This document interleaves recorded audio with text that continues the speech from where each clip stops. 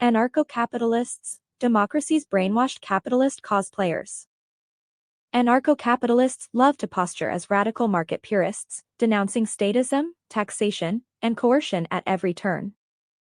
But scratch the surface and you'll often find something less like a market theorist and more like a democratic NPC still parroting the assumptions they were raised on, only now dressed up in gold and black cosplay.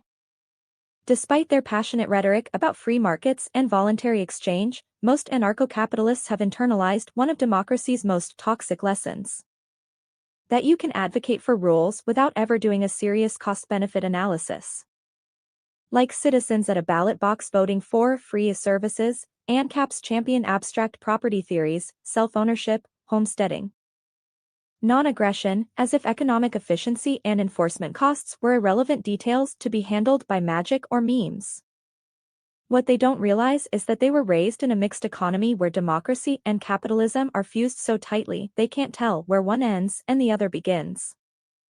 So they end up defending natural rights as if they're a market institution, when in fact they're just the philosophical hangover of democratic utopianism.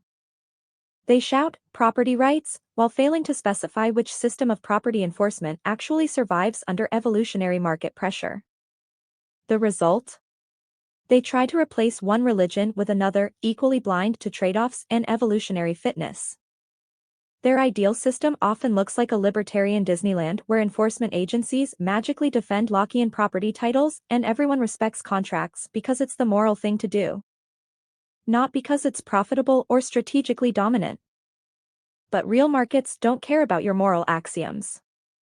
If your property regime costs more to enforce than the benefit it creates, it gets eaten. Period. No matter how loudly you shout, but I mixed my labor with it. In this sense, ANCAPs are still mentally voting. They're not participating in market analysis, they're engaging in ideological cosplay. They wield concepts like self-ownership, with the same thoughtless fervor as a progressive wielding human rights. Both were taught to demand without paying. Both were raised in systems that mask costs.